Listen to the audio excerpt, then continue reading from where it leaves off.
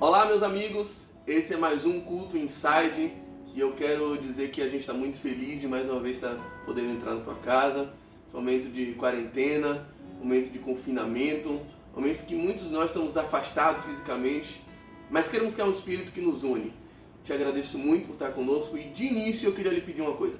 Espalhe esse link para todos os grupos que você tiver, para todas as pessoas, porque hoje a gente está tratando de um tema, à luz da Palavra de Deus, obviamente, de muita importância. Saúde mental na quarentena. O que é a igreja, o que é a Bíblia, o que o Espírito Santo tem a falar nesse momento para nós, para o mundo. Eu entendo que a igreja, mais do que nunca, precisa assumir um papel de protagonismo. A igreja precisa, nesse momento, dizer: nós temos uma mensagem para você que está desesperado, para você que está angustiado, para você que está, e o que eu mais tenho ouvido nesses dias, pirando na quarentena. Você que não sabe o que fazer, você que não sabe o que esperar. Há alguém que nos traz esperança. Cristo em nós é a esperança da glória. A igreja tem uma mensagem. Então eu queria que nesse momento você possa compartilhar, dar uma prova de amor aos seus amigos, seus familiares. Compartilhe esse grupo, esse link nos seus grupos, porque nós temos uma palavra que vem da parte de Deus e cremos nela, cremos no poder da palavra. Somos submissos a ela. Vamos fazer uma oração, vamos cantar os louvores. Vamos ver um momento de adoração, um momento de culto ao Senhor, um momento de serviço ao Senhor e serviço aos santos. E para isso eu queria que você entrasse nesse espírito de comunhão. Feche seus olhos, vamos começar orando ao Senhor, vamos começar entregando o nosso coração em serviço devocional, em ligação, em conexão com a eternidade. Creio em Deus que não respeita barreiras de tempo, que não respeita barreiras de espaço. Creio em Deus que atua diretamente em nossos corações. Ele nos une. Ele está aí na tua casa agora, fazendo morada, te acompanhando, te segurando pela mão. Não ore a um Deus num alto sublime trono. Não ore a um Deus distante agora. Ore a um Deus que conhece, a um Deus que fala, a um Deus que toca, a um Deus que interage, a um Deus que sabe das dores, a um Deus que sabe das angústias. Ó Deus, Deus de perto, que pode ser Deus de longe também, mas que nunca nos deixa só. Tu és o Deus amigo, um Deus que talvez nenhuma outra religião conheça, um Deus Pai, um Deus acolhedor, um Deus que se preocupa com a nossa dor, um Deus que se comove com a nossa comoção, um Deus que se enferma para que sejamos curados, um Deus que se fez pequeno para que sejamos elevados, o Deus que se fez homem, Deus que saiu da eternidade, se fez homem, para que nós homens possamos alcançar a eternidade. Esse é um momento de dor, Pai. É um momento de dor, de comoção mundial. Esse é um momento de pânico, de angústia, de tristeza, de ansiedade. Mas Tu és o nosso consolo. No meio de tantas dúvidas, Tu és a nossa resposta. É por isso que recorremos a Ti. Recorremos ao Seu santo nome. Recorremos à Tua palavra. Recorremos, Senhor, aquilo que o Senhor tem a nos oferecer. E nós confiando que já estamos sempre na Tua presença, tomamos a ousadia de falar contigo e de chamar de Pai. Nosso Pai nos acolhe. Que esse momento que vamos passar agora seja momentos de íntima ligação contigo, mas também de íntima ligação com a igreja. Sabemos que não estamos em isolamento. Estamos numa relação de segurança. Porque Cristo nos une, porque há um corpo ligado pelo poder do Espírito Santo que nos dá a certeza de que não estamos sós. Obrigado por essa certeza, Pai. Obrigado por nos acompanhar sempre. Por isso oramos, em nome do Senhor Jesus. Amém. Eu louvo o Teu nome, louvo o Teu nome, o nome que está sobre todo nome. Toda a glória ao Teu nome, glórias ao Teu nome, o nome que está sobre todo nome.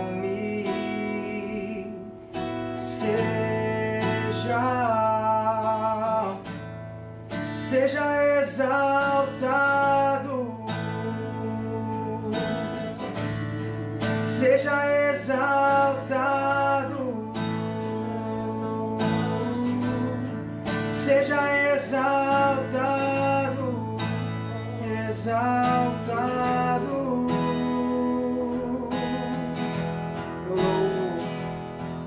Eu louvo ao teu nome, louvo ao teu nome, o nome que está sobre todo nome, toda honra, toda glória, toda honra ao teu nome, honras ao teu nome, o nome que é maior, o nome que é maior que todo nome, para sempre seja exaltado, seja exaltado, seja exaltado, exaltado, seja exaltado, seja exaltado, seja exaltado, exaltado. O teu nome é vida, teu nome é vida, teu nome é esperança em mim, a esperança em mim. Teu nome é o amor que sempre me encontra, sempre me encontra. Teu nome é vida, teu nome é esperança em mim, a esperança em mim. Teu nome é o amor que sempre me encontra, sempre me encontra.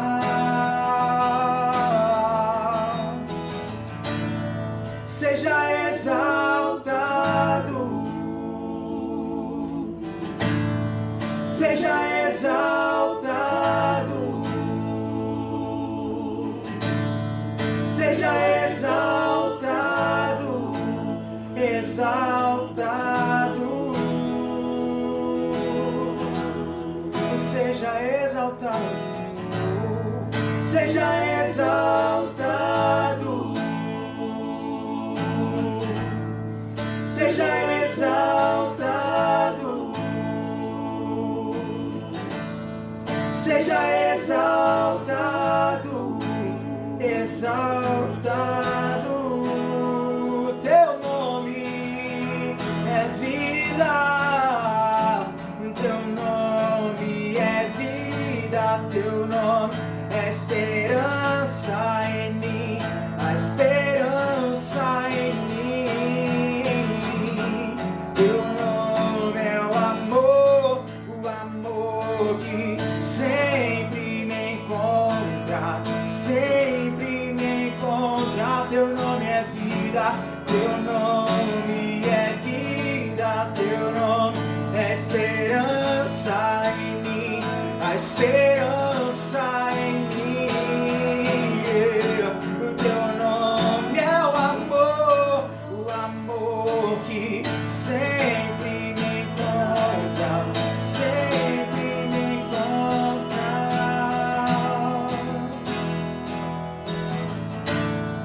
Seja exaltado,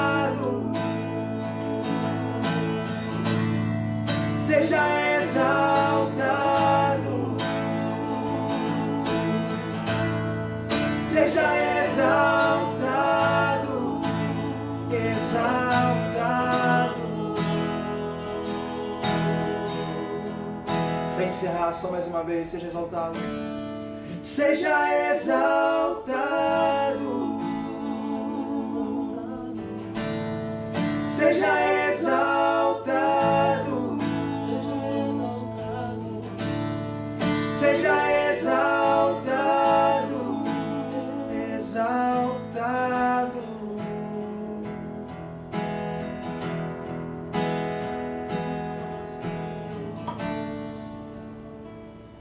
Gente, hoje vai cantar uma música, e eu sei que vocês estão acostumados a me ver mais cantando e o Saulo pregando, mas o Saulo canta, que é uma beleza. O fraude. Então ele vai fazer essa canção nesse momento, eu vou acompanhá-lo, e quando nós estamos decidindo aqui quais canções nós iremos entoar, essa canção fala muito acerca do que nós estamos tratando nesse momento, que é saúde mental, que é ansiedade, sabe? O campo de batalha que o inimigo tenta roubar é o nosso coração e a nossa mente. E eu quero te dizer, assim como o Saulo já orou e assim como nós iremos ministrar na palavra daqui a pouco, Jesus está disponível para você. Nós queremos transicionar essa música dizendo o seguinte: a canção que nós acabamos de cantar, ela fala que o amor do Senhor sempre nos encontra.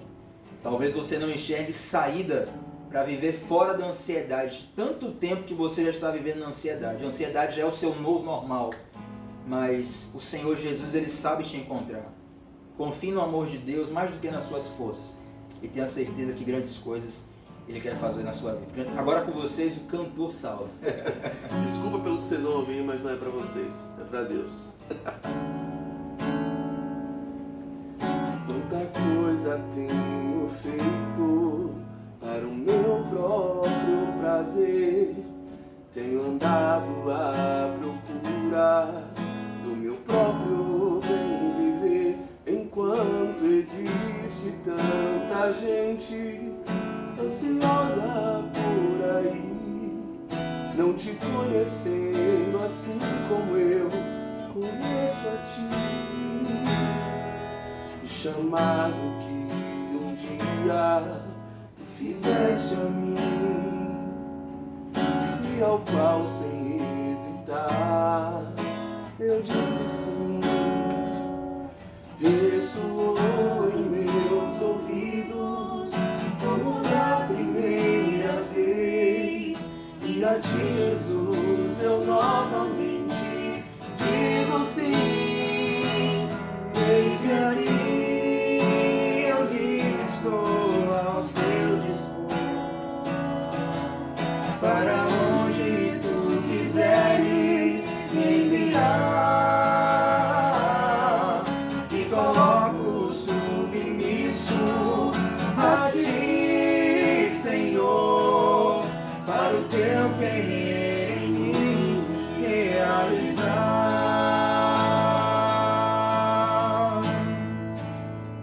Chamado. O que um dia fizeste a mim, e ao qual sem hesitar eu disse sim. Ressoou em meus ouvidos como da primeira vez, e a ti, Jesus, eu novamente digo sim. Eis-me aqui, eu livre estou ao seu dispor, para onde tu quiseres me enviar.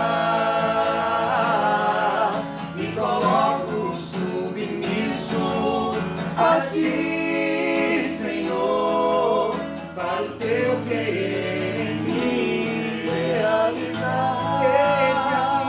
Eis-me aqui, eu livre estou ao teu dispor, para onde tu quiseres me enviar. Me coloco submisso a ti, Senhor, para o teu querer em mim realizar.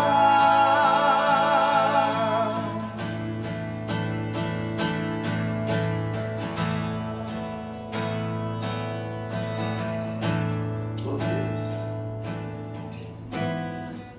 os grandes apelos precisam existir para nossa alma nesse momento. apelo da idolatria ao próprio ego. Quanto mais essa sensação de confinamento aumenta, mais é uma sensação de que tudo que importa é só a gente. Que só importa a sua felicidade, que só importa agora tentar sobreviver. E será que a gente de fato está vivendo o propósito de Deus, ou a gente está só preocupado em sobreviver? E essa tem que ser uma reflexão diária. Quanta coisa você tem feito só para o seu próprio prazer, só para a sua subsistência.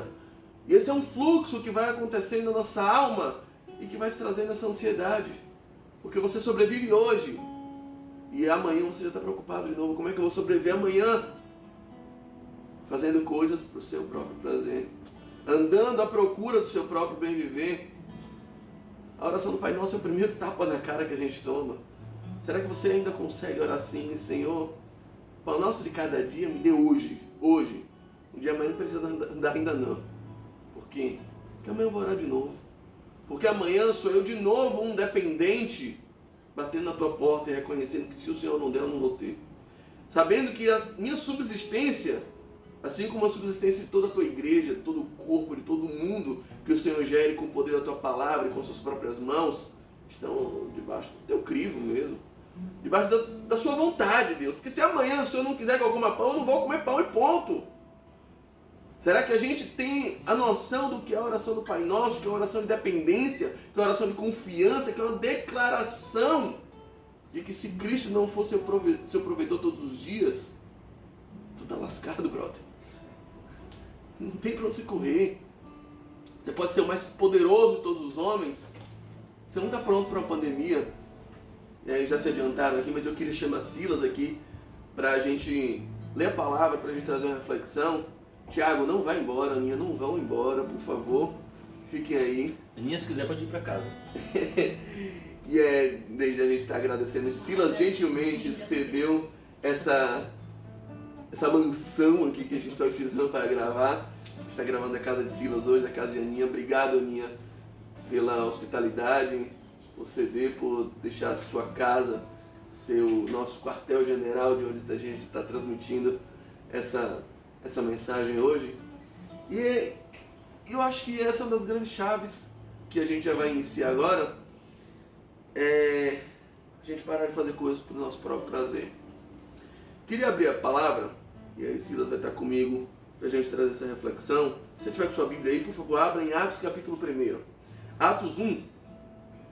Vamos ler Atos 1, de 7 a 15. E aí eu vou dar um de Tiaguinho agora. Eu quero que você anote tudo aqui que eu vou falar. Se ofenda não, Ti. Comente aí embaixo, faça pergunta. Comenta embaixo. Mas essa é importante mesmo. Humildemente eu queria te pedir, se você puder, anote esses pontos, porque a gente vai dar 7 dicas. 7 pontos fundamentais. À luz da palavra, a gente vai pegar todos os pontos do texto aqui que a gente vai ler, que foram momentos, foram atitudes, que foram direcionamentos do Espírito Santo essenciais para um momento de quarentena vivido no primeiro século. Tá bom? Atos de 1 Atos 1, de 7 até o 15. Olha o que essa versão fala aqui. E disse-lhes: não vos pertence saber os tempos ou as estações que o Pai estabeleceu pelo seu próprio poder, mas recebereis a virtude do Espírito Santo que há de vir sobre vós, e ser-me-eis testemunhas tanto em Jerusalém como em toda a Judéia e Samaria e até os confins da terra. Vista Alegre profetizado aqui, tá vendo? O lugar onde a gente cresceu, meu bairro aqui representado, os confins da terra. Glória a Deus por isso. Os confins de linha de Vista Alegre. Os confins de linha. O Paripe Aeroporto passa por lá, mas o Vista Alegre Pituba está lá estacionado. Demora um pouco, mas passa. Mas esperando com fé ele chega. Quando dizia isto, vendo eles, foi levado às alturas, e uma nuvem o recebeu, ocultando os seus olhos. Estando com os olhos fitos no céu, enquanto ele subia, eis que junto deles se puseram 2 varões vestidos de branco, os quais lhe disseram: varões galileus, por que estás olhando para o céu? Este Jesus que dentre vós foi recebido em cima dos céus, há de vir assim como para os céus o vistes ir. Então voltaram para Jerusalém, do monte chamado das Oliveiras, o qual está perto de Jerusalém, à distância do caminho de um sábado, e entrando subiram ao cenáculo onde habitavam Pedro, Tiago, João e André, Filipe, Tomé, Bartolomeu, Mateus, Tiago, filho de Alfeu, Simão Zelador, ou Zelote, e Judas de Tiago. E todos esses perseveravam unanimemente em orações e súplicas com as mulheres e Maria, mãe de Jesus, e com seus irmãos. E naqueles dias, levantando-se Pedro no meio dos discípulos, disse... Pronto, eu não vou dizer o que ele disse não. Vamos encerrar aí porque a parte mais importante é aquilo que a gente leu. O que esse trecho tem muito a ver com o momento que a gente vive, com o momento que a gente enfrenta hoje? Jesus havia morrido. Jesus tinha ressuscitado, apareceu só para a sua igreja. Só os discípulos tinham visto. Só aqueles que seguiam ele tinham visto ele ressurreto e tinham esse testemunho para contar. E agora eles estavam aflitos porque não sabiam bem o que fazer.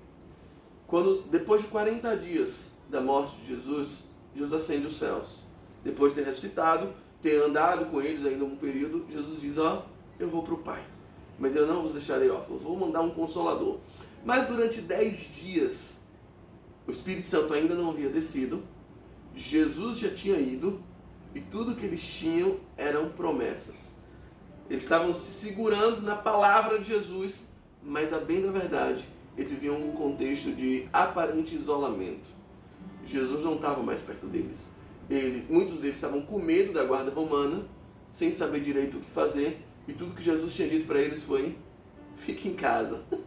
A palavra de Jesus é: fique em casa, fique em Jerusalém, até que do alto seja revestido de poder. E uma observação, Saulo, é que a gente sempre que passa por uma crise, acha que está vivendo a pior crise da história, acha que está vivendo crise pela primeira vez na história, acha que ninguém nunca passou por algo parecido com o que a gente está vivendo, mas a verdade é que crise é cíclica, é uma coisa que em qualquer momento da história você vai enxergar. E se a gente puder hoje, vivendo daqui, procurar uma crise realmente grave, talvez a maior da história, foi essa que os discípulos estavam vivendo. No início da crise, todo mundo dispersou e um se matou. Sim, só para começar, isso era só o início. O início da crise foi isso daí. Todos esses aqui morreriam crucificados, escalpelados, esquartejados, como consequência dessa crise que tinha acabado de começar. Martírio foi o fim de todos eles. E essa crise foi a crise em que um Deus morreu. Então dá para dizer que foi a pior crise da história. Um período de perseguição enorme se iniciou aqui. A partir daqui a igreja não podia mais se unir publicamente, não podia mais se encontrar nas praças. Isso não duraria apenas 2, 3, 4, 6 meses. Isso durou 300 anos mais ou menos. Acho que dali a 300 anos a igreja passou a poder se reunir publicamente. Foi quando Constantino editou um decreto pelo qual a igreja podia novamente se encontrar. Então, a gente está falando da pior crise da história para toda a humanidade e especialmente para a igreja. E a gente vai ver que em toda a história a gente vai ter crises, a gente vai ter momentos terríveis. E a saída para cada uma dessas crises, o modus operandi que Deus recomenda para a igreja se parece muito. Por isso que eu acho que o que esses homens fizeram nesse período de crise é sem dúvida uma lição muito grande para o que a gente tem a fazer na crise que a gente está vivendo agora, porque a gente começa a ver o fim da quarentena no horizonte, mas a gente vê algo muito pior, o fim de mais de 45 mil vidas, e a gente nem sabe até onde esse número vai. Então, é um período que a gente olha como sendo um período de isolação, de medo, de aflição, de angústia, e por isso é um período em que tanta gente pira. Acho que é bom a gente tentar entender o que essas pessoas fizeram aqui para não pirar no meio da crise em que elas viveram. O que elas fizeram para escapar dessa crise? Como elas saíram desse buraco? Como é que a gente poderia sair do nosso? Esse tem um tutorial, tem um manual de como sobreviver e não pirar no meio da quarentena. De como a gente adquire saúde emocional, saúde espiritual no meio de uma quarentena. E a gente tem 7 dicas para comunicar a você à luz desse texto aqui. E eu queria já ir para elas e a gente vai fazer um comentário em cima de cada um. A primeira dica está no verso 7. Primeira orientação que você adquire desse texto está aqui no verso 7. O verso 7 diz assim: não vos pertence saber os tempos ou as estações que o Pai estabeleceu pelo seu próprio poder. A primeira coisa é discernir os tempos está fora do nosso alcance. Prever tempos, prever períodos, prever quantidade de meses, de dias, está fora do nosso alcance.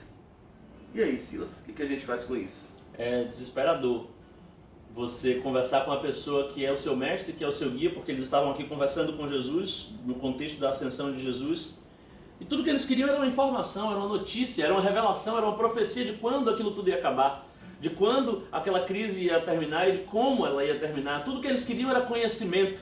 era informação. E eu acho que nada tem mais valor e nada é mais perseguido nos dias que a gente vive do que conhecimento, do que informação. A gente acorda e a primeira coisa que a maioria de nós aqui, a maioria das pessoas do mundo do século XXI faz é olhar o Instagram, é saber se tem alguma novidade, é saber se já descobriram a vacina, saber qual é o número de mortos de ontem, saber qual é a nova tecnologia, a nova rede social, saber se as pessoas que a gente admira postaram alguma coisa nova, saber qual é o novo tweet que o presidente fez, qual é o novo tweet que o presidente dos Estados Unidos fez. A gente quer informação o tempo todo, porque a gente quer saber. A gente tem a sensação de que se a gente souber tudo o que tem para acontecer na nossa vida, a gente vai ter um certo controle sobre ela. E acho que não é à toa que a era da informação é também a era da ansiedade. Essa pressão por saber tudo. Essa vontade, essa necessidade de entender tudo o que está acontecendo é desesperadora. E aí a gente vai a Cristo pedindo: Deus, por favor, me diz tudo o que eu preciso saber. E aí ele larga um belo de um não é da sua conta. Ele larga um belo de um não lhe compete saber. Você precisa se conformar com o fato de que determinadas informações não estão ao seu alcance. Determinados conhecimentos nunca chegarão a você. O que não significa que a vida segue um fluxo aleatório. O que não significa que o mundo está à revelia, porque o que Jesus está dizendo é, primeiro, não vos compete saber, mas segundo, o Pai fixou com a sua autoridade determinados tempos. Não vos compete saber o tempo que o Pai estabeleceu. O Pai estabeleceu tempos, mas isso não é da sua conta. Não é porque isso está fora do seu controle que também está fora do controle de Deus. Em Jeremias 29 a gente vê o mesmo cenário. O povo estava indo para o cativeiro.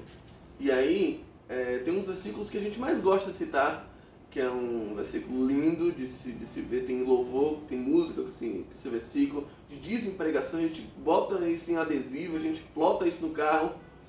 Mas essa foi uma frase dita num momento de muita angústia e num contexto bem negativo.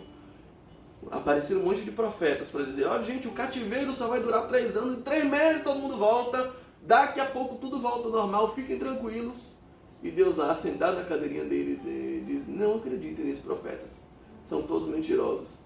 E aí ele fala assim: eu é que sei que pensamentos tenho sobre vós, pensamentos de paz e não de mal, para vos dar o fim que desejais. Mas sou eu que sei, vocês não sabem. Ele está dizendo: o cativeiro vai durar 70 anos, é muitos anos, então nem adianta espernear. As coisas saíram do controle de vocês, mas eu é que sei. No meu controle não saiu nada. Ele está dando essa mensagem de consolo, mas para dizer: vai dar tudo errado aos seus olhos. Os planos de vocês não vão vingar nesse momento, não. Vai vingar o meu.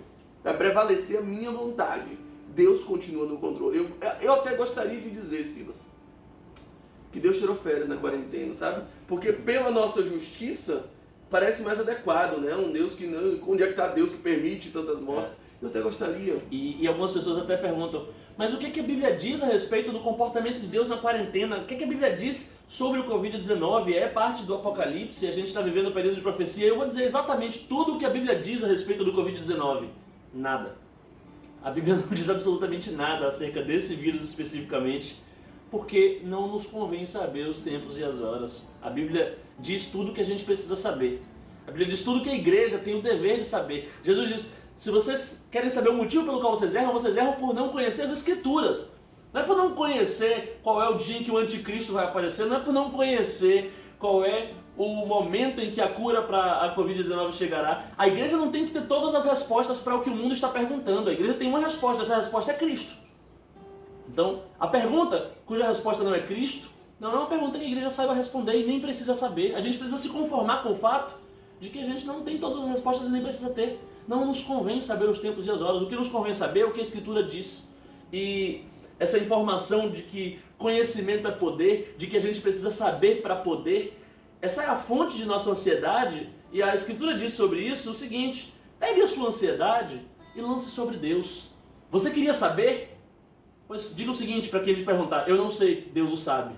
Aliás, não vai ser a primeira pessoa a dizer isso. O profeta Ezequiel foi perguntado uma vez sobre algo que ele não tinha como dizer. Perguntaram a ele: Ezequiel, essa crise enorme que está diante de você em Israel, ela pode ser resolvida? Ele disse: eu não sei, mas Deus o sabe.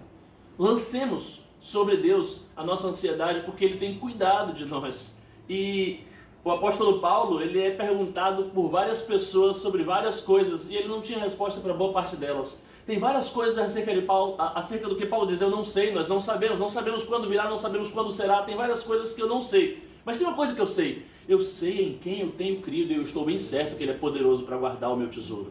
Então eu não sei quando a quarentena vai acabar, mas Deus o sabe e eu sei que eu tenho crido nele.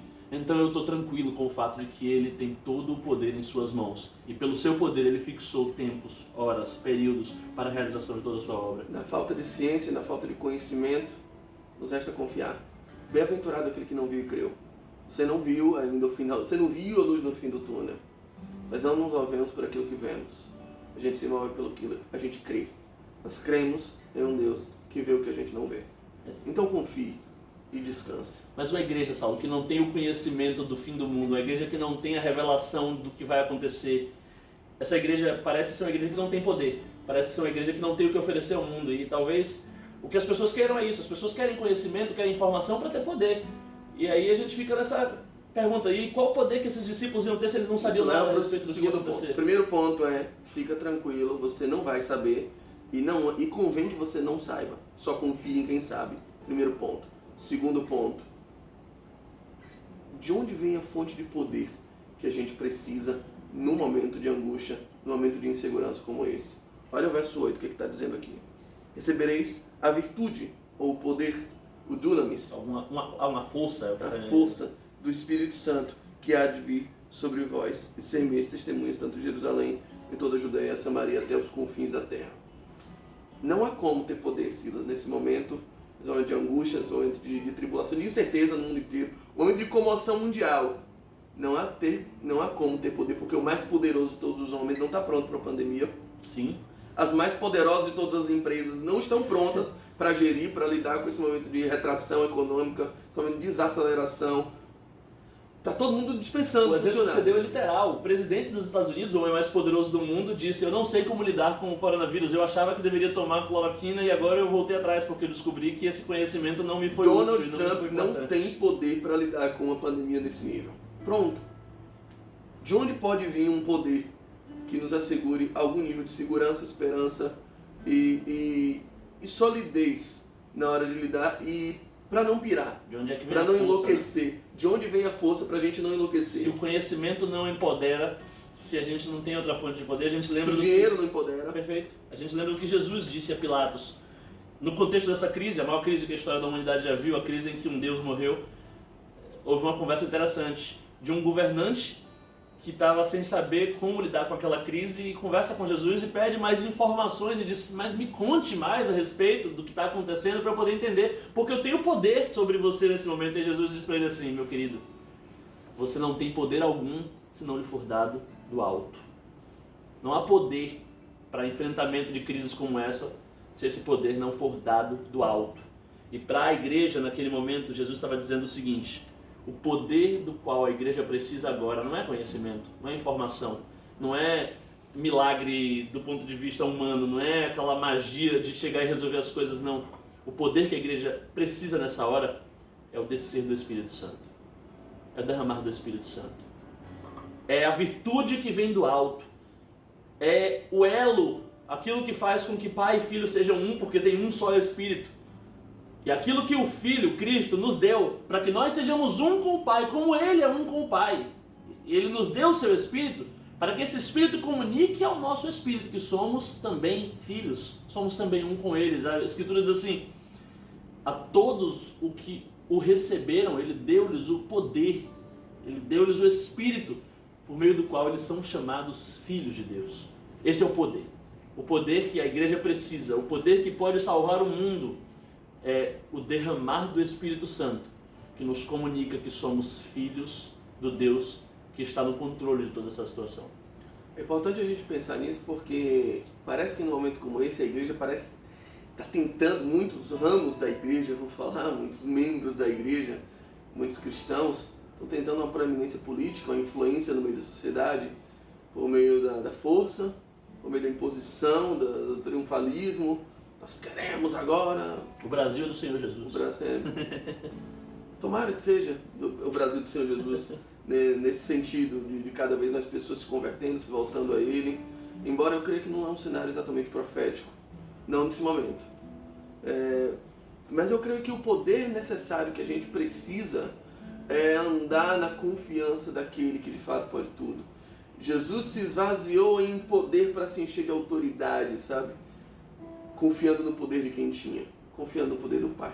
Ele andou aqui esvaziado dos seus verdadeiros atributos para se encher das suas virtudes. Falando de atributos, a sua onipotência. Jesus veio, não era onipotente. Jesus veio como a raiz de uma terra seca. Jesus veio e não veio onisciente, porque ele diz aquele dia nem o filho sabe. Eu fiz questão de esquecer de um negócio para vir me fazer homem. Jesus veio esvaziar de sua onipresença. Ele se reduziu a um corpo físico para não estar em todos os lugares ao mesmo tempo.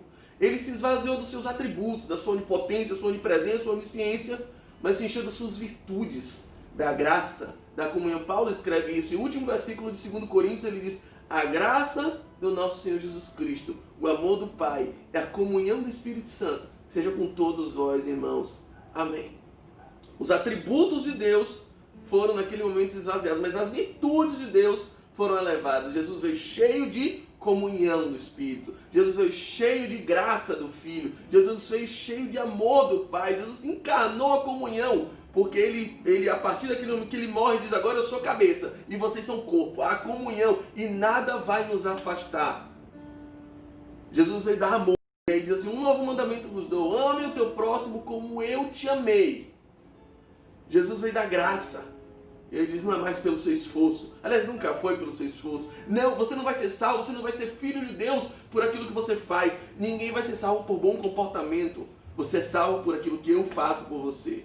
É isso que Jesus veio fazer. Então esse tipo de poder é simplesmente a confiança em um Deus que pode todas as coisas. É desse poder que a gente precisa. É receber do alto a segurança de que tem uma pessoa mais velha nos protegendo daqueles que querem nos pegar na saída da escola. Ele quebra 3 formas, ele quebra 3 perguntas que a gente costuma fazer, e a gente responde de um jeito e ele mostra que a resposta que a gente costuma dar está errada. Ele mostra que o poder, primeiro ele responde o porquê. Por que ele tinha poder? Saulo já falou, não é porque ele merecia, não é porque ele fazia algo, mas é porque o Pai comunicava esse poder a ele. O poder não estava no merecimento, o poder não estava mais na própria força, estava na dependência de alguém que é forte. Nem no preparo dele, né? Perfeito. Ele se preparou muito, não? Por quê? Não é porque eu me preparei, não, é porque eu recebi algo do céu. Ele quebra o como. A gente acha que o modo pelo qual a gente alcança esse poder é a gente subindo, a gente se elevando, a gente crescendo. E ele mostrava que o Espírito desceu do céu como uma pomba sobre ele. Ele diz: o Espírito descerá sobre vós. Não é a gente subindo, é o Espírito descendo. Não tem a ver com subir, tem a ver com descer. Não tem a ver com se elevar, tem a ver com se humilhar. Não tem a ver com se colocar acima, tem a ver com se colocar abaixo. Não tem a ver com se impor, mas com se submeter. O como não é o que a gente imaginava, e principalmente o para quê. Não é pra gente simplesmente subjugar os demais, não é pra gente simplesmente vencer, não é pra gente simplesmente se colocar acima de todo mundo, não é pra gente poder fazer o que der na telha, não é pra isso que a gente recebe poder. Jesus leu o capítulo de Isaías que dizia o seguinte: o Espírito do Senhor está sobre mim, porque o Senhor me ungiu para pregar boas novas aos quebrantados, aos humildes, para libertar os cativos, para dar saúde aos enfermos. O Senhor me deu o poder para servir. A igreja vai resgatar de novo o poder do Espírito Santo, vai ser empoderada de fato, quando entender que Deus não nos chamou para nos dar às nações, mas Deus nos chamou para nos dar para as nações. A igreja é o presente que esse mundo precisa. A igreja é o meio de doação de cada um de nós, para que a gente pare de pensar no nosso próprio prazer, andando à procura do nosso próprio bem viver. Quando a gente entende que o Espírito Santo não nos dá poder para que a gente ore e as pessoas caiam no chão, mas para que a gente ore e os caídos se levantem. Para que a gente que o Senhor não nos deu a aptidão de pregar e as pessoas chorarem, mas que o Senhor nos deu a compaixão de chorar com os que choram. E aqui a gente tem 2 grandes remédios contra a depressão, contra a ansiedade, contra a hiperatividade, contra uma série de transtornos modernos que sempre existiram. A gente tem Jesus nos ensinando que a gente não precisa saber de tudo, não nos compete saber. Jesus nos ensinando que o poder é aquele que vem do alto e desce até cada um de nós para que possamos servir, O poder tá em para que descer. possamos testemunhar. O poder está no que o Espírito Santo faz, descendo para que a gente possa testemunhar. E a gente tem uma terceira dica, um terceiro remédio, que é revelado a partir do versículo 9. Porque quando Jesus diz isso... Só pra vocês acompanharem, tá um em cada versículo, tá? O primeiro no 7, o segundo no 8, terceira dica tá no 9. E o versículo 9 é meio assustador, porque diz assim, Jesus disse isso e sumiu. Ele foi elevado à vista Você não sabe deles. se é Jesus ou o mestre dos magos que tá falando aí Tipo agora. isso. É tipo O isso. mestre fala aquele negócio filosófico, aquela coisa linda e some. Cadê? Como é que lida com isso? Como Cadê como é que Jesus? supera uma quarentena se Jesus está oculto aos olhos dele? Cadê? Uma nuvem o ocultou. Silas, essa semana eu publiquei um negócio na rede social e fiz até uma brincadeira com o pessoal sobre a série La Casa de Papel. Sim. É uma alusão, Professor. algumas pessoas não entenderam bem, mas como aquilo é significativo? Se você nunca assistiu essa série, tem uma questão moral um pouco duvidosa, mas eles estão sendo recrutados para um grande assalto. Um professor que eles não conheciam chama eles e diz: eu tenho um plano infalível. Ensina eles o plano e coloca eles lá dentro. E o professor diz: eu não vou, eu vou ficar de fora. Eu vou ficar me comunicando, eu vou ver vocês o tempo todo. Eu já hackeei todas as câmeras e eu vou estar observando vocês. Vou estar comunicando com vocês. Nem sempre vocês vão ouvir minha voz, mas de vez em quando eu vou falar algo pontual a vocês. Tudo que vocês têm a fazer é acreditar no meu plano e seguir ele o tempo inteiro.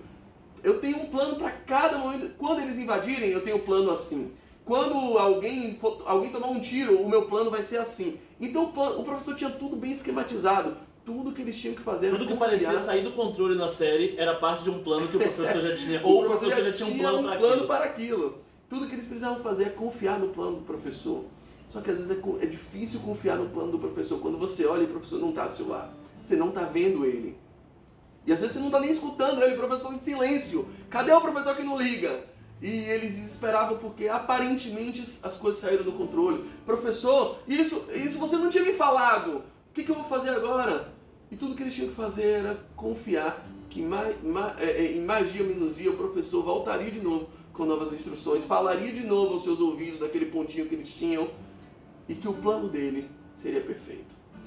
Óbvio que a série tem algumas questões morais, eu não estou dizendo que Jesus é o ladrão e que a gente é o Satã, esquece isso, tá? Mas o escalonamento, o esqueleto, a estrutura desse plano nos ensina muito sobre o que é fé. Fé é confiar que tem um professor que nos recrutou, que nos amou, que nos chamou não pelo dinheiro, mas pelo amor. Que volta e meia sopra coisas em nossos ouvidos. E que você agora não está vendo ele. A gente não está vendo e muita gente está perguntando onde é que está Jesus. Onde é que está o professor no meio da quarentena? A gente olha pra cima e só vê nuvem. No meio do tiroteio, aí eu só vejo nuvem. Cadê o professor? Cadê ele? Cadê aquele homem que me chamou, que me tirou das trevas, que me tirou de um outro modo de vida, que me prometeu uma recompensa? Cadê aquele homem? Minha família desabando e ele não faz nada. Meu país afogado em corrupção e ele não responde, ele não age. Eu olho pra cima e eu só vejo uma nuvem. Naquele dia a palavra de consolo é: mesmo encoberto, Jesus ainda estava no comando. Mesmo encoberto por nuvens, Jesus estava presente. O professor está nos vendo. O professor tem câmeras que nos acompanham. O professor tem olhos que são como 7 chamas de fogo que ardem e nos acompanham e não nos abandonam e nos rastreiam por onde quer que formos. Ele continua no comando, ele continua no controle, ainda que você não o veja, ainda que ele esteja encoberto aos seus olhos. A palavra deixa claro que Jesus não se desintegrou no ar. Jesus não foi destruído pela atmosfera, não. Uma nuvem o encobriu. Os homens já não podiam ver, mas ele continuava elevado, ele continuava presente, ele continuava vivente. Ele tinha superado a morte e nada mais o deteria. Ele continuava lá, ainda que nós não pudéssemos. Silas, uma das coisas que a paternidade me ensina, eu estava pesquisando sobre a evolução das crianças, né? O aprendizado das crianças, como ela vai assimilando o mundo exterior. E uma das coisas que a maturidade da criança vai trazendo é que a partir de um período, cerca de 1 ano e meio, até 2 anos, ela vai interpretando que as pessoas, que as coisas não deixam de existir porque saíram do campo de visão dela. A criança até uma certa idade, ela acha que se alguma coisa, se o cachorro andou para trás daquela parede, o cachorro não existe mais. A partir de uma determinada idade, um ano e pouco, ela vai começando a entender. E é por isso que ela começa a achar engraçado essa brincadeira do sumiu, apareceu. É que você não deixou de existir só porque você não está vendo. E eu acho que a igreja precisa de maturidade hoje. Talvez uma das coisas que mais te deixam assustadas, faz você pirar nessa quarentena, é porque você não consegue evoluir espiritualmente. Você não consegue desenvolver o senso de maturidade, de entender que só porque você não está sentindo, só porque você não está se arrepiando, só porque você nunca mais se arrepiou, rodou no espírito, porque você nunca mais viu Deus, aí você acha que ele deixou de existir. Ou pior, você acha que ele deixou de te amar. Não, esse pensamento é um pensamento de criança. Quando a gente começa a evoluir, quando a gente começa a crescer na graça, no conhecimento dele, a gente percebe que mesmo oculto, eu não preciso ver, eu preciso crer. O professor continua no comando. Eu ouvi nessa mesma ideia de paternidade, uma amiga que deixou a filha na escola no primeiro dia de aula. E ela falou como foi impressionante a experiência de ela andando com a filha e a filha abraçada com ela, a filha agarrada com ela, dizendo: mamãe, eu não vou ficar lá não vou assistir essa aula, não vou ficar. Aí ela começou com o professor: e o que a gente faz? O professor: não se preocupe, a gente sabe como lidar. E dê sua filha, vamos levar ela. E a filha olhando para ela. Aí a professora conduziu a mãe e disse: basta você sair do campo de visão dela. E a mãe ficou oculta aos olhos da filha, mas ainda vendo a filha. E aí ela foi percebendo como no começo a filha chorou, se assustou, e daqui a pouco foi se integrando com as outras crianças e se desenvolvendo, evoluindo. E ela foi pensando: meu Deus, é verdade. Eu estou vendo ela, mas ela não está me vendo. E por ela não estar me vendo, ela começa a se desenvolver dentro da zona de segurança que eu estabeleci para ela. É o que Deus está fazendo com a gente. É o que Deus precisa fazer com a gente. Deixar a gente um pouquinho sem vê-lo, para a gente poder desenvolver. E às vezes a gente fica até olhando para ele, né? Procurando, querendo saber onde é que ele está. Tem uma palavra que está em voga nesse momento, e vamos correr um pouquinho mais para a gente pegar os 7 pontos. Uma palavra que é a palavra isolamento. Isolamento é uma palavra que está todo mundo dizendo. Nós estamos vivendo um período de isolamento, mas eu acho que essa palavra não combina com o ideal da igreja, porque a igreja não vive isolamento. Aqueles discípulos não estavam isolados de Jesus, porque Jesus sumiu, porque Jesus não estava em contato físico direto com eles. Não havia isolamento. O Espírito Santo ligava eles estavam ligados por um Espírito. Então eu quero dizer que nesse momento a igreja não vive isolamento. Você não está isolado dos seus irmãos, você não está isolado da igreja, você não está isolado dos cultos. Nós estamos agora só praticando um relacionamento em segurança. Pastor Paulo Borges falou isso essa semana e para mim foi muito impactante essa noção. A igreja não vive isolamento. A igreja vive relacionamento com segurança. Quando a gente pensa em isolamento, eu estou pensando em me proteger de você. Só quando eu entendo que o que eu preciso viver é um relacionamento seguro, talvez eu esteja querendo te proteger de todo mundo. Perfeito. Porque eu amo mais você do que a mim mesmo, sabe? Porque o meu foco aqui não é ser servido, é servir. Não é me salvar, eu tenho nós. E você é parte integrante de mim. E a gente consegue ver o quarto e o quinto ponto juntos, porque eles estão até no versículo 11, isso mesmo, no versículo 11, e quando a gente ainda está nessa dúvida, e o ponto quarto e o ponto quinto tem muito a ver com isso que o Saulo puxou, porque a gente fica nessa dúvida: eu não estou conseguindo ver Jesus, então para onde eu olho? Eu vou olhar para o alto, eu vou olhar para o céu, eu vou olhar para a idealização que eu tenho a respeito do que é puro, do que é santo. Eu vou subir o monte e me afastar de todas as pessoas para poder só me concentrar em Deus. Eu vou aproveitar esse momento de quarentena, eu vou me isolar das pessoas. Eu não quero falar com ninguém, eu não quero ouvir notícias, eu quero me alienar. Eu quero me trancar no meu quarto para poder conversar com Deus. Como se a gente fosse para o nosso quarto e fizesse um poleiro. Sabe aquele lugar onde a galinha sobe para cantar ou para marcar território? A gente bota um puleiro lá e fica esperando uma hora Deus vai chegar aqui, porque eu fechei todo o quarto, ninguém está me atrapalhando, eu estou isolado do mundo, agora eu posso me conectar com Deus. Deus é uma galinha que aparece quando eu invoco e boto um poleirinho para ela? Não, Deus é um pouquinho maior do que isso. Não adianta ficar olhando para o céu, não adianta ficar olhando para o lugar que eu idealizei como sendo o lugar de onde Deus virá.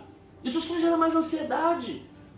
Se isolar do mundo, se alienar da existência e ficar focado naquela imagem que eu fiz de Deus, naquele Deus que eu idealizei, ficar esperando o que Ele vai fazer, ficar na expectativa de que algo virá do céu e revolucionará tudo. Não é isso que a palavra ensina, o que está aqui no versículo 10 e 11.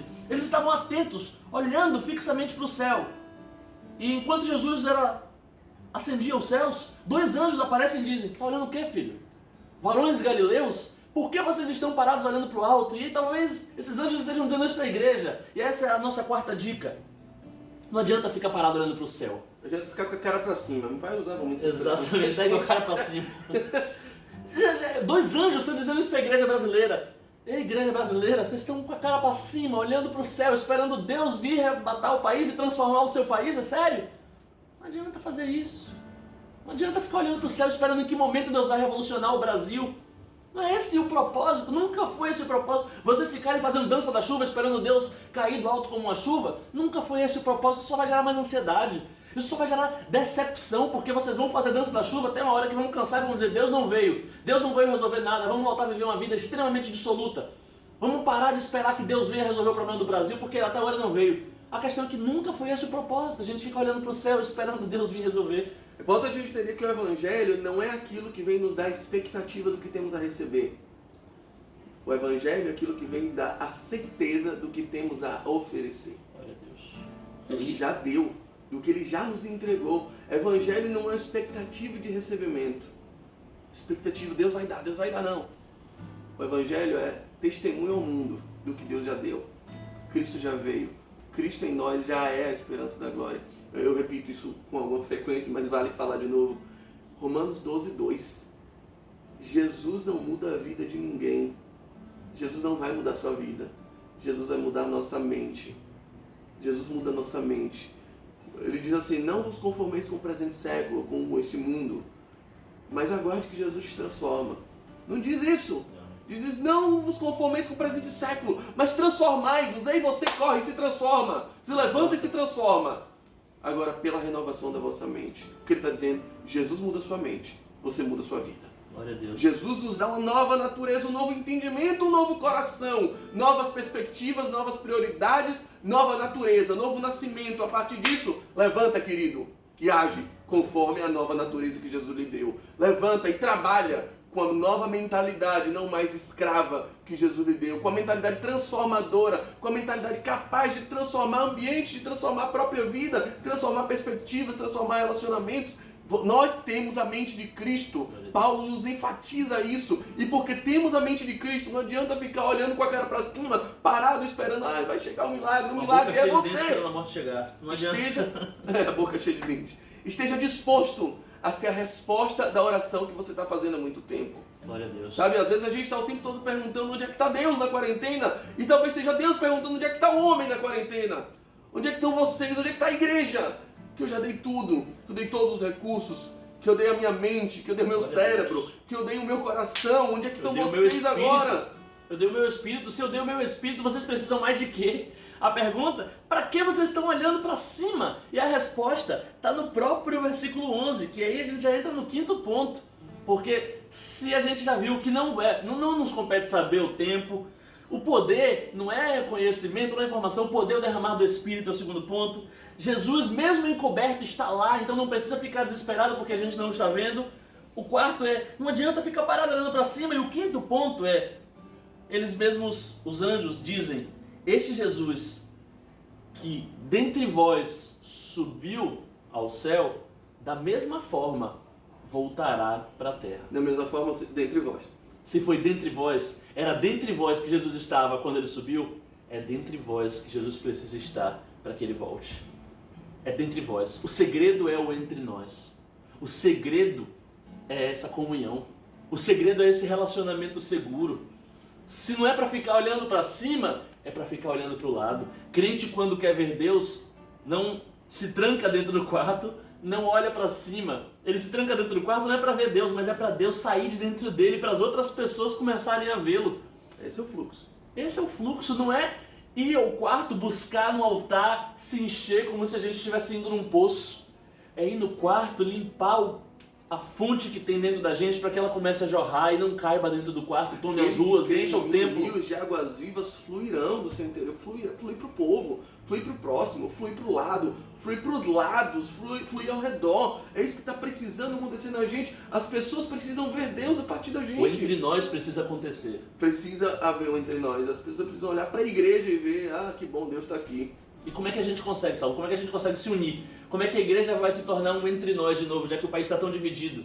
A gente tem O versículo 6 que a gente não leu começa com os discípulos unidos em torno da dúvida. Eles começam perguntando, eles se unem para perguntar: Senhor, estamos todos angustiados, o que fazer? E aquela dúvida deve ter dividido, porque cada um tinha uma resposta.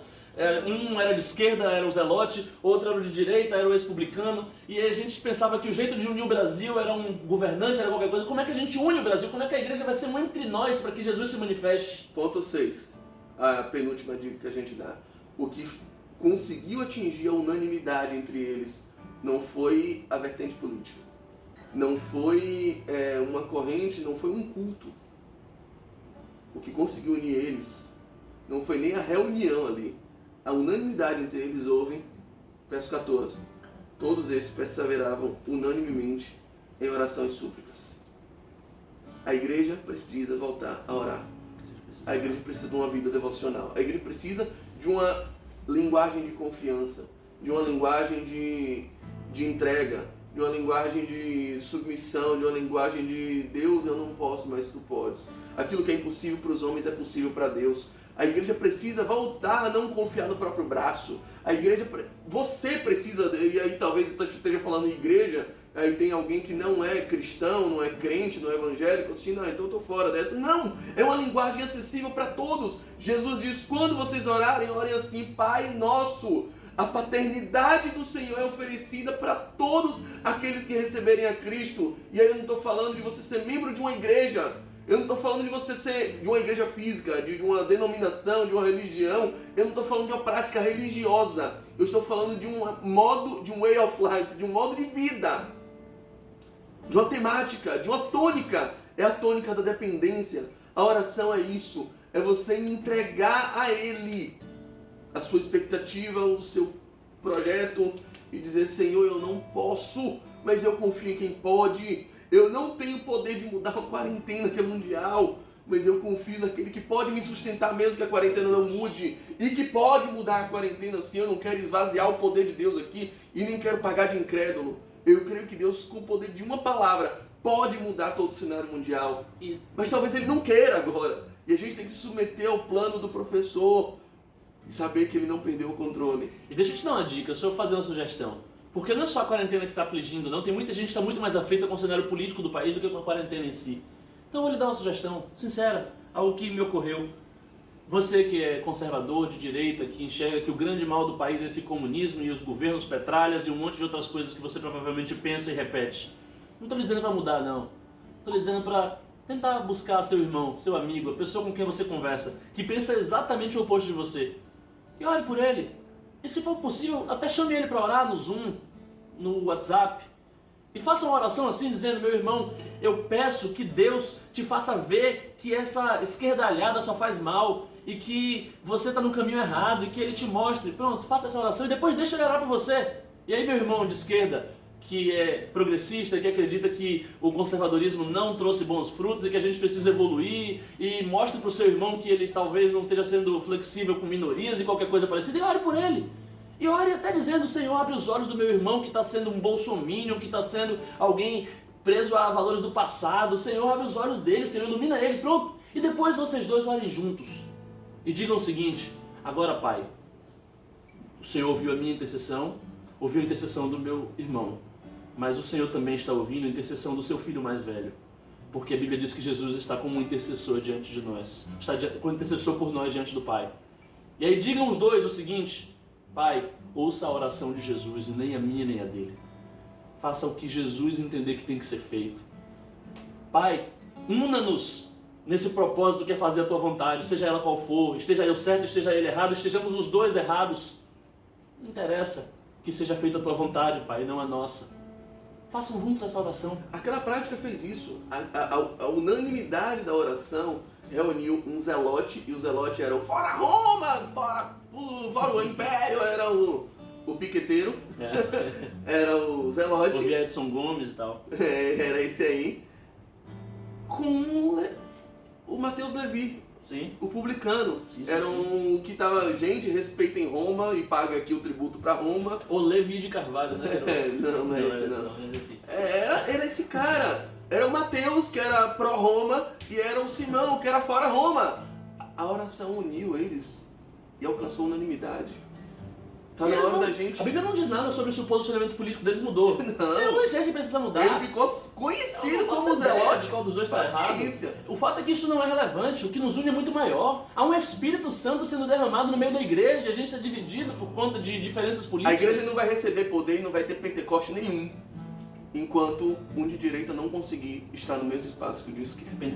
Pentecostes é o empoderamento da igreja. Pentecostes é o derramado do Espírito. Pentecostes é o momento em que todo mundo começa a entender o que a igreja tem a dizer. É o momento em que pessoas de várias línguas conseguem entender o que a igreja fala. É o momento em que a igreja consegue levar o poder de Deus ao mundo. É o momento em que a igreja consegue ser o canal de fluxo para que o Espírito Santo seja derramado sobre toda a carne. E aí, como é que acontece esse Pentecostes? O que a igreja precisa fazer para viver o Pentecostes? A gente falou de 6 dicas. É o último ponto, porque a gente já avançou muito no horário. É Pedro se levantou. Pedro estava sentado até então, aí Pedro se levantou. E todo o fluxo começou a seguir até que o Pentecostes acontecesse, até que o Espírito fosse derramado. Pedro precisa se levantar para o Espírito de fato nos tomar. Pedro precisa dizer, acabou o momento de descanso. É hora de agir. É hora de buscar o que se afastou. É hora de consolar o que está em luto. É hora de estender a mão àquele que votou no candidato que você disse que não era para votar, mas ele votou mesmo assim, agora está dando chabu por causa disso. É hora de dizer, eu avisei. É hora de dizer, eu estou aqui. É hora de dizer, estamos juntos. Estamos juntos. Um voto não vai separar a gente.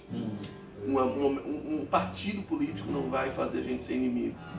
É um momento de entrega. Um dia, Moisés subiu um monte numa quarentena. E o Pai revelou sua lei.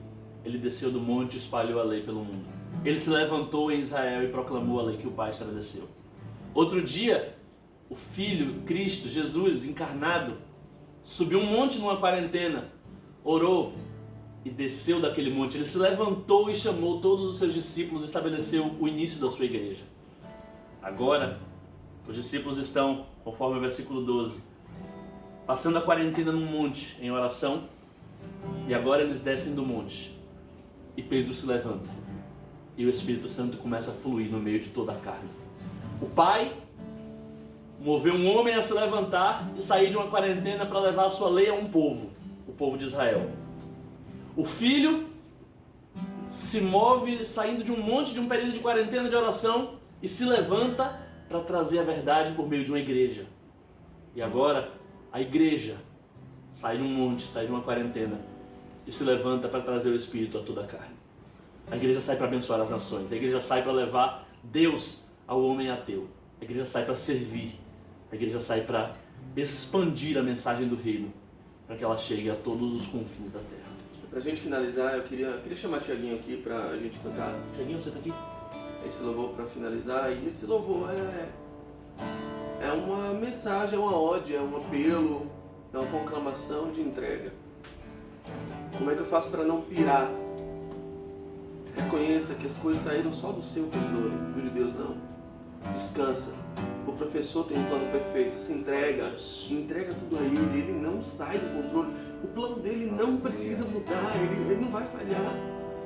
Você não está vendo ele agora, você não está vendo o professor, ele não está do seu lado aí fisicamente agora. Não. Mas bem-aventurado que não ouviu e creu. Bem-aventurado que consegue se entregar nesse momento. Entrega tudo a ele, entrega agora a sua piração, entrega a sua ansiedade, entrega seu medo, entrega a sua angústia, entrega seus planos, suas lágrimas, sua vontade de morrer, seu desespero, seu pânico. Entrega tudo a ele, talvez de joelhos, talvez em lágrimas, talvez ainda em angústia. Dizer, professor, eu confio em ti, confio em você. Eu estou cheio de dúvidas, eu estou cheio de angústia, está tudo dizendo que não, mas eu me lembro que você disse que sim. Então vale o seu plano. A gente está no meio de perdas, tem um tiroteio acontecendo. Os números não param de crescer. Aí morreu um aqui, um familiar e outro. Minha empresa precisa voltar a faturar. Eu não tenho mais de onde tirar recurso. Oh, professor, se compadece de nós. Fala mais uma vez só para saber que você está no comando. Fala no meu ouvido dizendo, fica tranquilo. Fica tranquilo. Talvez hoje todos nós tenhamos o nome de só uma cidade. Fica tranquilo, Jerusalém. Fica tranquilo, Jerusalém. A paz. O professor está no comando, ele não perdeu o controle. Glória a Deus. Entregue seu coração. Entregue sua vida. Entregue tudo. Tudo a Ele.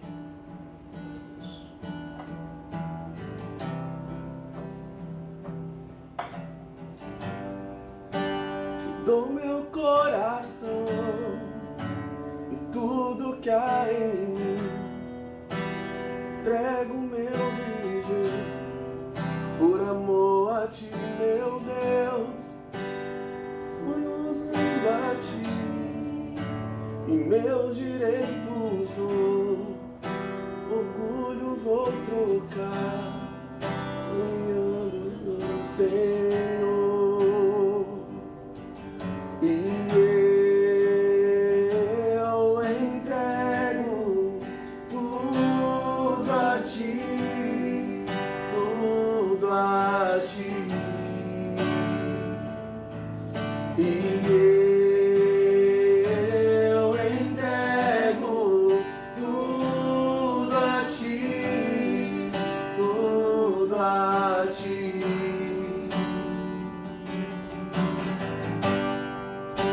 Eu canto essa canção de entrega a Ti, Jesus, e o que o mundo dá eu deixo aos pés da cruz, por conhecer a Ti. Glória a Deus. Teu nome dá louvor, sentir Tua alegria, Venha o Teu reino, partilhando Tua dor. Que venha o Teu Espírito, Senhor. E eu entrego Nós nos levantamos tudo a Ti, para que venha o Pentecostes. tudo a Ti. Aleluia.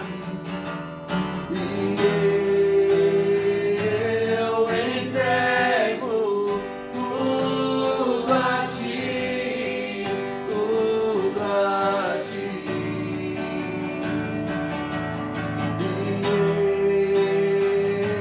Eu entrego tudo a Ti, tudo a Ti.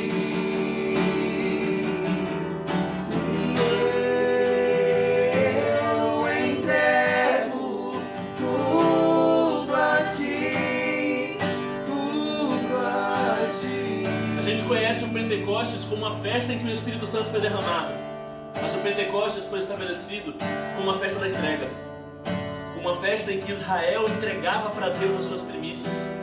Pedro se levantou para dar início ao Pentecostes. Pedro se levantou para dizer: Senhor, eu estou aqui para Te entregar. Eu estou aqui porque eu não faço ideia do que está acontecendo. Eu estou aqui porque eu entendi que poder mesmo é o que vem do alto. Eu estou aqui porque eu entendi, Senhor, que mesmo quando o Senhor está oculto, o Senhor está presente. Eu estou aqui, Senhor, porque eu sei que o Senhor virá entre nós. Eu sei que é do jeito que a igreja está vivendo em comunhão. Eu sei que essa comunhão só através da oração, Senhor.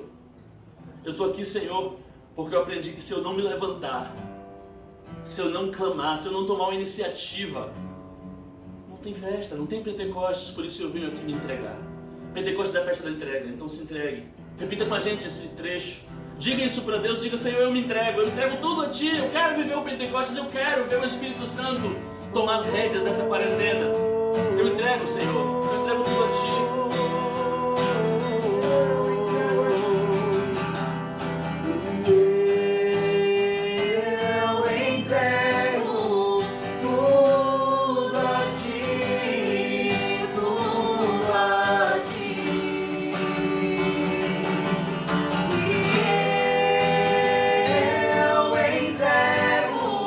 Tudo a Ti, tudo a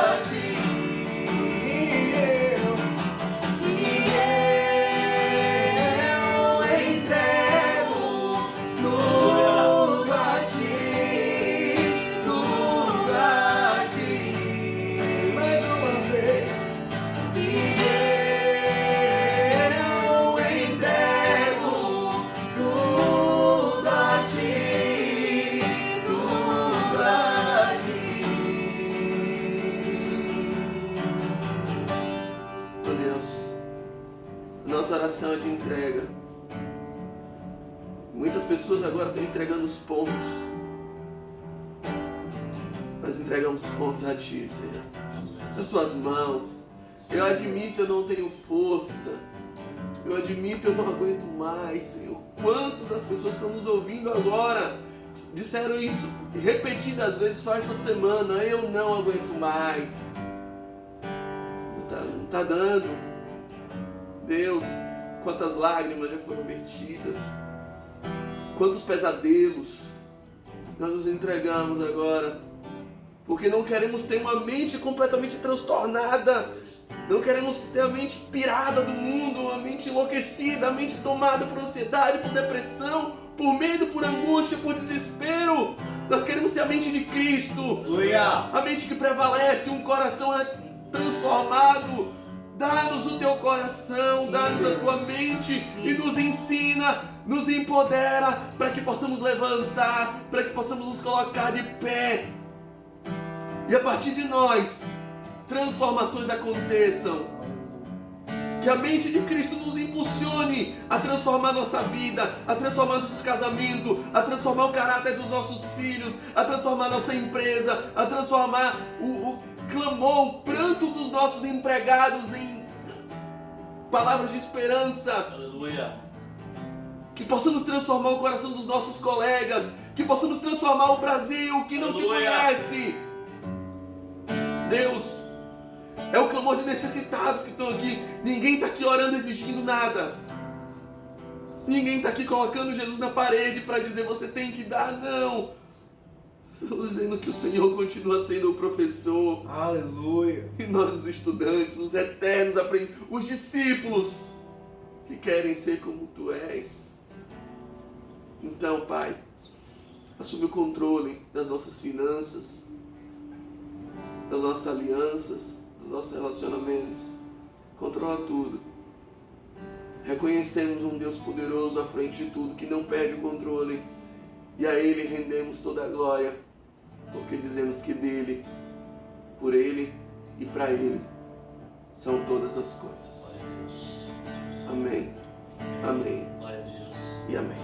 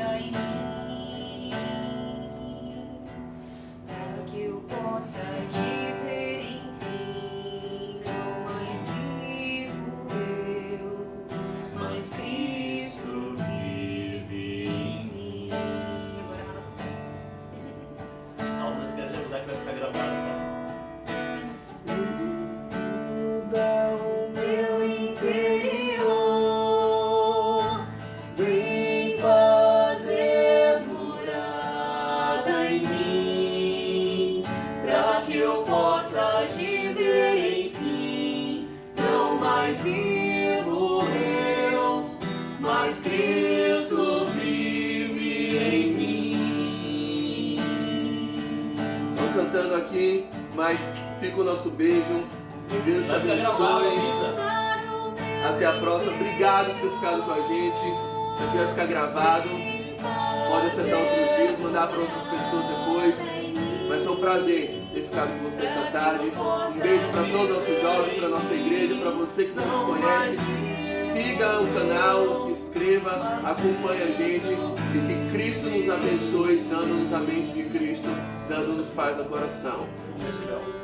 Shalom para o seu coração. Vamos no começo.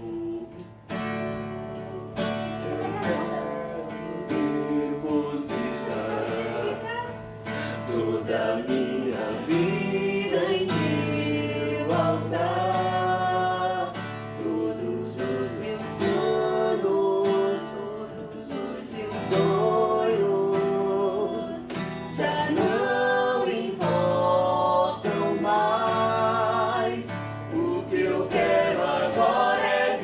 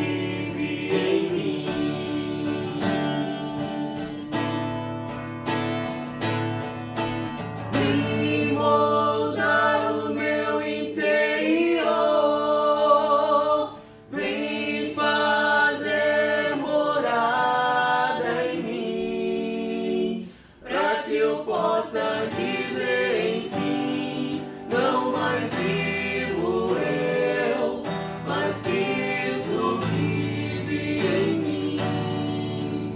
Pra que eu possa dizer enfim. Glória a Deus. Não mais vivo eu, mas Cristo vive em mim. Aleluia. Amém. Tchau, galera. A graça e a paz do Senhor seja com todos vocês. Beijo no cérebro e no coração. Tem que ir lá, senão não Acabou. vai. Ô, Silas, obrigado.